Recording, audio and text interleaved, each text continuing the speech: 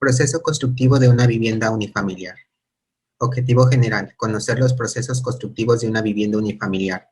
Como objetivos específicos, describir cada paso del proceso constructivo, identificar las distintas partidas, tanto estructurales como arquitectónicas de una construcción, y aplicar los conocimientos aprendidos en clase.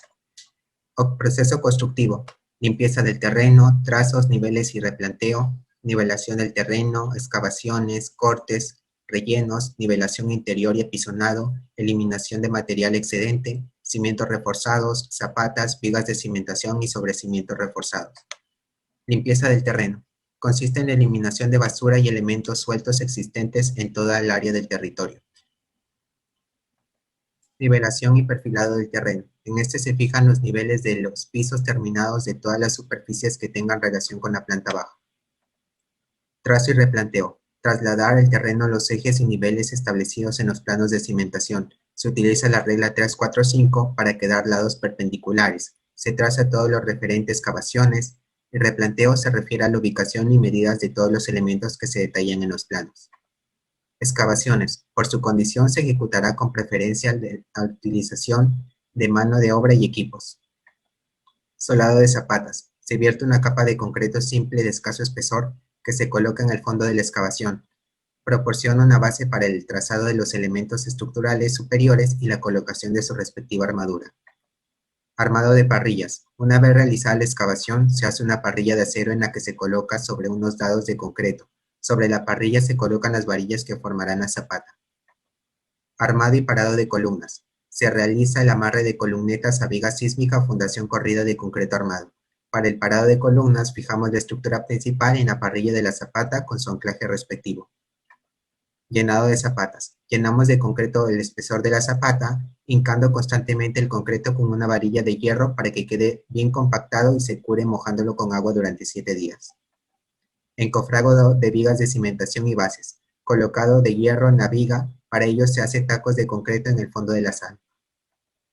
Llenado y desencofrado de vigas de cimentación: se coloca el concreto en la viga. Al vaciarlo es importante hincarlo con una varilla para que penetre en las varillas y en los estribos. Después se pasa la cuchara para lograr una superficie plana. Encofrado y llenado de sobrecimientos: después de haber vaciado el concreto del cimiento, se realiza el encofrado del sobrecimiento. Con la exposición, iré explicando las partidas y el proceso referido a columnas y vigas. Empezaremos con las partidas que están dentro de estructuras. Las columnas son elementos de apoyo aislados, generalmente verticales, con medidas de altura muy superior a las transversales. El encofrado y llenado de columnas empieza por el habilitar madera, es decir, se cortarán y juntarán una pieza con la otra, que se deberá verificar que se encuentren en buen estado, limpias de desperdicio y que no estén arqueadas. Los fierros de las columnas se les debe adherir unos dados de concreto de 2 centímetros de espesor, que actúan como separadores, evitando que se peguen a él, y también a toda la parte indentada, es decir, toda la zona que irá en contacto. También se debe verificar que el acero esté separado del encofrado o del molde de madera, y que esté perfectamente asegurado. Luego se procede al vaciado del concreto, asegurándose que la distribución sea uniforme, así evitando las zonas vacías. Como partidas secundarias tenemos, para el concreto, su unidad de medida será el metro cúbico. Para el encofrado y desencofrado, su unidad de medida será el metro cuadrado. Y para la armadura de acero, su medida será en kilogramos. En partidas de arquitectura tenemos el tarrajeo de columnas, que comprende la vestidura de mortero de columnas, de concreto y albañilería. La unidad de medida será el metro cuadrado para tarrajeos de superficies. La forma de medición se encontrará el área total sumando el área efectiva tarrajeada por columnas. Las vigas son elementos horizontales o inclinados de medidas longitudinales muy superior a la transversal. Los elementos principales de los encofrados de vigas son el fondo del encofrado, los tableros de los costados, formado por las tablas y barrotes, y formapuntas de soporte, las Ts, formadas por los cabezales, los pies derechos y las crucetas. Las Ts de madera cumplen la función de soportar las cargas, y los pies derechos y cabezales deben tener secciones, y la altura requerida para alcanzar el nivel del vaciado. En primer lugar, se colocarán los pies derechos que soportarán el encofrado. Esto se regula al contacto con el suelo por medio de cuñas de madera. Los tablones o tableros a los costados, que servirán para dar forma a la sección de la viga, contarán con espaciadores de madera y pasadores de alambre. Con estos dos elementos se garantiza que el ancho de las vigas sea el específico en los planos. Una vez armado el encofrado, se debe verificar que esté perfectamente horizontal, y para eso contamos con la ayuda de un nivel de mano. Como partidas secundarias tenemos que para el concreto su unidad de medida será el metro cúbico, para el encofrado y desencofrado será el metro cuadrado, y para la armadura de acero será el kilogramo. En las partidas de arquitectura tenemos el torrajeo en vigas, que comprende la vestidura con mortero de vigas de concreto. La superficie por vestir de la viga es la que queda visible bajo la losa. La unidad que tenemos en esta será el metro cuadrado, para torrajeo de superficie. Continuando con la exposición de mis compañeros, vamos a hablar de la mampostería en la edificación de una vivienda unifamiliar. Pues como definición tenemos que la mampostería es un sistema de construcción ordinario, el cual hace referente al término mampuesto, que significa colocar elementos de manera manual. Estos elementos pueden ser desde ladrillos hasta bloques de cemento prefabricado o piedras regulares e irregulares. En el proceso podemos observar que para comenzar a elaborar el muro se coloca un cimiento como base, el cual determina también una parte de la carga de la vivienda, y después en el proceso del alzamiento del muro podemos apreciar que se coloca el ladrillo de una tipología determinada, sumándole el compuesto del aglomerante de mortero, el cual está compuesto por cemento, por arena fina y una proporción del agua, que al mezclarse forman este aglomerante que sirve como pega para la colocación del ladrillo. Todo este proceso se le denomina mampuesto porque es de manera manual, por también la rama de la albañilería. Al colocarse los ladrillos más el mortero, depende de la tipología del muro, el cual se pueden añadir de manera vertical varillas de acero, las cuales suman puntos para la carga de dicho muro. Dentro de la vivienda también podemos identificar quizás de una manera más decorativa la mampostería ordinaria, seca y con sillares, las cuales están compuestas generalmente por piedras y en este caso no se le añade aglomerante, ya que los encajes se hacen por la forma de la piedra. Y en algunos también se puede añadir un aglomerante, el cual también puede ser por cemento, arena fina, más una proporción del agua que sirve como pega de este muro. En este caso podemos observar piedras de maneras irregulares, las cuales están colocadas y se rellena con arena. De esta manera generamos un muro el cual no hace soporte de cargas. ¿Vale? En esta imagen. Y en la mampostería no portante podemos identificar dichos muros que quizás la materialidad pueden variar, en este caso de madera, que simplemente cumplen la función de dividir ambientes, ¿no? Como en ese de aquí, que la división de ambientes está hecha por muros de placas de yeso y lo que sirve de poder contener las placas son paneles de aluminio. En la portante es la tradicional y la que hablamos al comienzo, la cual está compuesta por concreto armado, el cual sirve como columnas, y los muros por ladrillos con una tipología determinada, las cuales se van elaborando con el proceso, ¿no? Desde el cimiento, más la colocación de ladrillo, más mortero, más la estructura, dependiendo de la carga que éste va a aguantar, con respecto a las vigas y la construcción posterior en niveles superiores. Como podemos apreciar, el muro se vuelve un muro portante, el cual puede recibir las cargas del techo, la losa aligerada, y el peso está distribuido dentro del muro. En la mampostería de una vivienda familiar hemos podido encontrar estas partidas, ¿no? Cada una con su codificación y están dentro del reglamento y en la sección de arquitectura. Muchas gracias.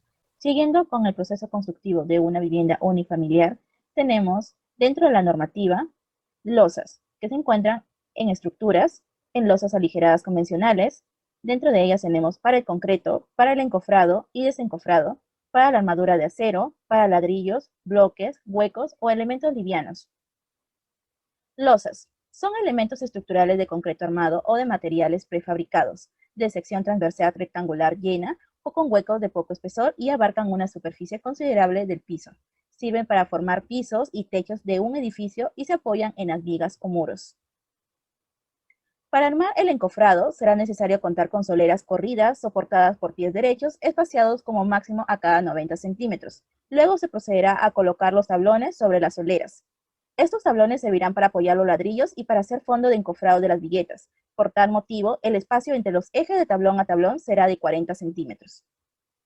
Una vez armado el encofrado, debe verificarse que esté perfectamente horizontal. De lo contrario, después se tendrá que corregir por un lado con el terrajeo del cielo raso y por otro con el contrapiso de nivel superior y ocasionará gastos innecesarios. Para la preparación, en la colocación de los ladrillos de techo, una vez que el entablado del techo se ha terminado y que el fierro de las vigas ya esté ubicado, Se procederá a la colocación de los ladrillos y luego al fierro de las viguetas y la losa de techo. Se deberá verificar que estos ladrillos no se encuentren rajados ni partidos. Colocación de fierro en viguetas y losa. El fierro de viguetas se coloca entre las filas de ladrillo de techo y se engancha en el fierro de las vigas de confinamiento que van sobre los muros de ladrillo. El encofrado de frisos. Posteriormente, en el techo aligerado está encofrado y las vigas y viguetas armadas, se procede a colocar los frisos en todo el contorno del techo aligerado. Los frisos deben ser de madera de 1,5 pulgadas. Y de altura, esto se define de acuerdo al tipo de ladrillo que se utiliza. Debe verificarse que el acero inferior a las viguetas esté 2 centímetros por encima del encofrado, así se garantiza que el acero inferior tenga recubrimiento del concreto adecuado. Durante estos trabajos debemos tener cuidado. Para esto se considera que se coloquen tablones para poder pisar sobre ellos y evitar posibles accidentes. En el vaciado de concreto en techo se debe humedecer el encofrado de las vigas y los ladrillos de techo para que no absorban el agua del concreto. Asimismo, se debe colocar tablas de madera para que las personas que trabajarán en el vaciado de techo no caminen directamente sobre el fierro, porque pueden doblarlo y se puede modificar su ubicación y recubrimiento. Durante el vaciado se debe llenar primero las vigas y viguetas y luego la losa superior hasta cubrir una altura de 5 centímetros. Para una buena compactación del concreto se debe usar un vibrador mecánico o chucear la mezcla con una barra de construcción. Es importante tener en cuenta que el proceso de vaciado es continuo. Eso quiere decir que no debe postergarse el trabajo cuando ya se inició. Finalmente pasamos al curado de la losa. Debido a que la gran superficie está expuesta al aire, una losa de concreto es muy susceptible a fisurarse debido a la contracción por temperatura. La mejor manera de evitar este problema es mediante el mojado con agua. Este debe iniciarse unas horas después del vaciado y debe prolongarse por 7 días posteriores. Esto evitará la rajadura y hará que el concreto alcance su resistencia definitiva. Para evitar que el agua se escurra por los bordes de la superficie, se recomienda colocar arena fina en los bordes, a manera de barrera. A este procedimiento se le llama arrocera. Continuando con la exposición, les voy a hablar sobre los acabados, la raquel interiores. Esto consiste en todos aquellos rebotes construidos por una primera capa de mortero que presenta una superficie plana y rayada, lista para recibir una nueva capa de rebote. Unidad de medida, metro cuadrado, forma de medición, se computarán todas las áreas netas a recibir o rebotar. Norma OE 3.2.2. Herramientas: brotacho de madera, espátula, batea, juego de guantes, reglas de aluminio, materiales, agregados, cemento y agua. Pasos a seguir son: se debe humedecer el muro, ya que esto se realiza para que se pueda colocar el mortero. Paso 2, se realiza la mezcla de cemento agregado más agua en una batea. Luego se realiza la primera capa de pañeteo. Esto se debe realizar hasta cubrir toda la superficie del muro. Preparar la mezcla para la última capa. Luego, con la misma herramienta, extender la mezcla con movimientos circulares hasta emparejar la aplicación. Nivelar la mezcla con una madera o una regla de aluminio y de superficie plana. Pisos, mayólicas y losetas. El trabajo incluye los materiales y mano de obra necesarios para una ejecución total de piso. Unidad de medida, metro cuadrado, norma OE 3.4.2.6. Forma de medición: para ambientes cerrados se medirá el área comprendida entre los muros sin revestir. Herramientas: plancha de batir, empasador, espátula, perfilador para juntas, crucetas separadoras, esponjas, batea. Materiales: mezcla adhesiva, fragua y agua. Los pasos a seguir: el piso, debemos percatarnos que el piso esté completamente limpio y sin humedad para empezar la completación de la mezcla. Se vierte la mezcla al piso y se esparce hasta que tenga una presión homogénea. Paso 3, cuando la mezcla haya secado, se retiran las crucetas separadoras con cuidado. Una vez que estén limpias, realizaremos el fraguado. Cuando la fragua haya secado, es momento de retirar el excedente con el perfilador para juntas o ayuda de una esponja húmeda. La conclusión de este proceso constructivo, podemos decir que hemos identificado cada uno de los procesos que se deben realizar, que se deben utilizar para una edificación según la normativa. Conocemos lo importante que es seguir al pie de la letra los procesos constructivos, para que cada sistema constructivo se use en diferentes procedimientos, métodos, técnicas que deben responder a la necesidad que se aplique. Recomendaciones: hacer un estudio de suelo antes de iniciar cualquier proceso constructivo, tener planos elaborados por arquitectos e ingenieros, utilizar materiales de buena calidad y respetar el proceso constructivo siguiendo los pasos determinados y recomendados por un arquitecto o ingeniero. Muchas gracias.